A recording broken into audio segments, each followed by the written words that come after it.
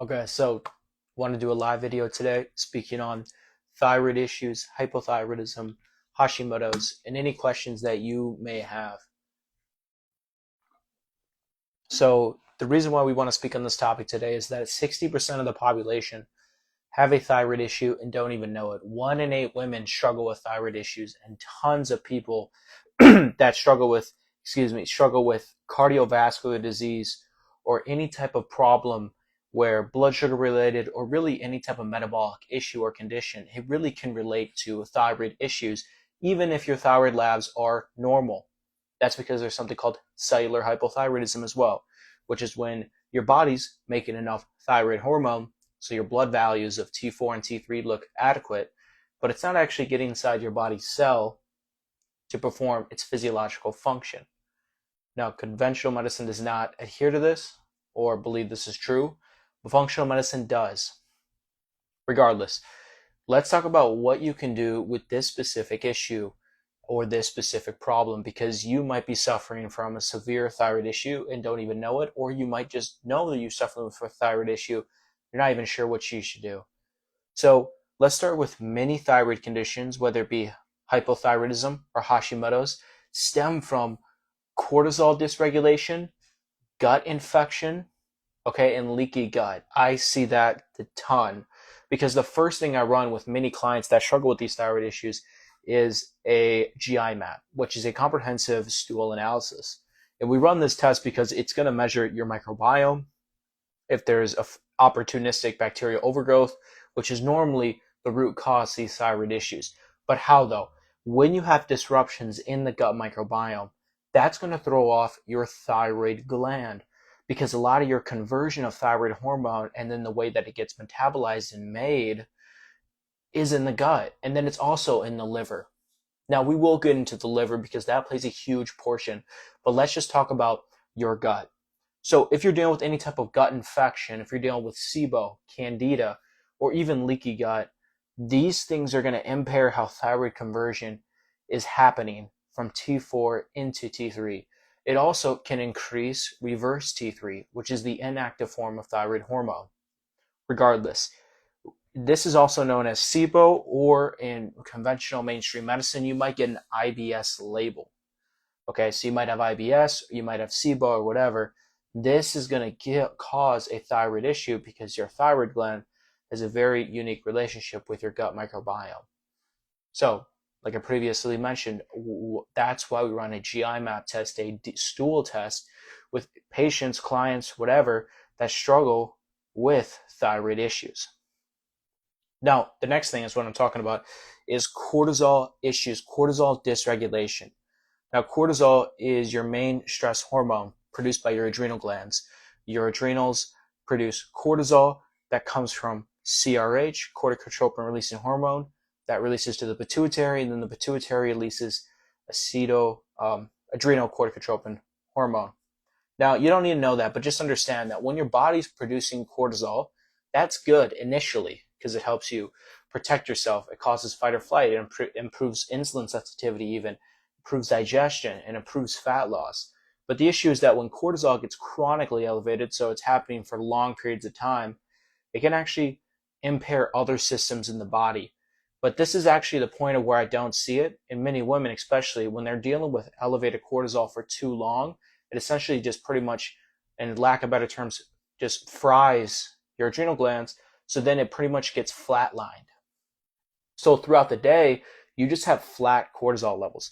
And you know this because you're really depressed, you have no energy, no matter how much coffee or sleep you get, you just never can wake up.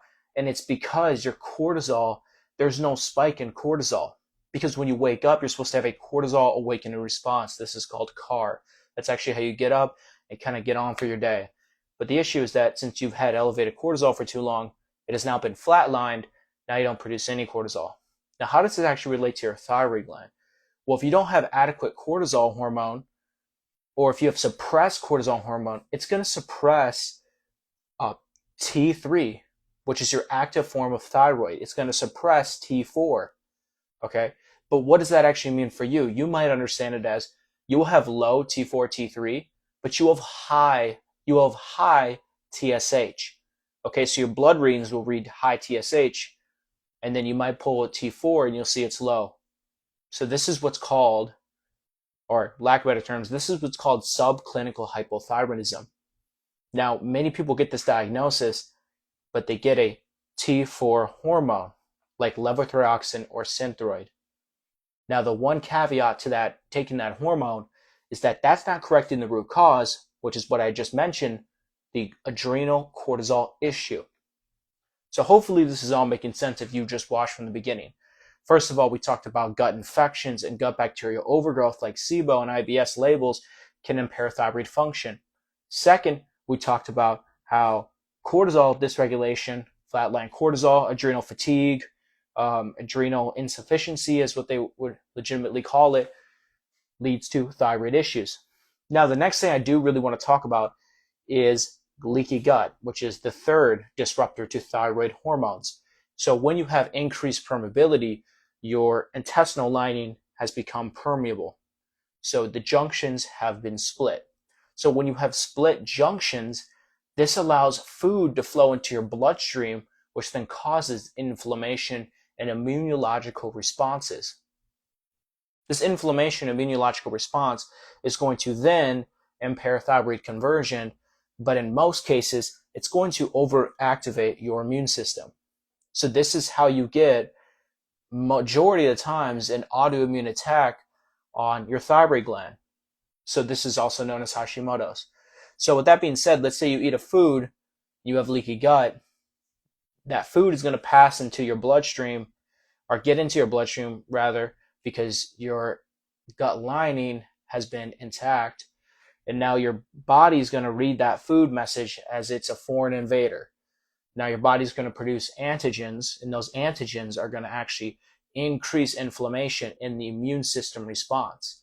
Now, since your body's trying to protect you, it doesn't hate you, but it's going to protect you, and the way that's going to protect you, it's going to mistakenly attack itself. And in cases of Hashimoto's, it's going to attack your thyroid gland. So that's how leaky gut is tied with Hashimoto's and thyroid issues. But the thing is that I do want to talk about is, yes, leaky gut can cause Hashimoto's or your thyroid issue, but there is an underlying cause to why you have leaky gut.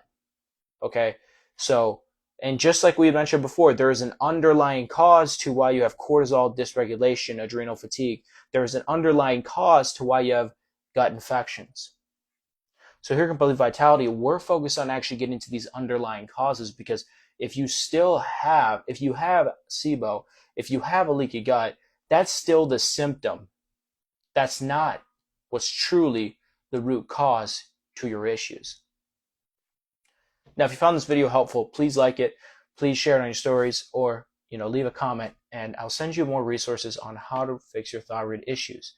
And if you're interested in learning more on how I can exactly help you, and I've helped really hundreds of women, as you can see on my page, on my YouTube, or whatever you see me at, I can show you how. So appreciate your time. Hope this helps. And just let me know if you need help.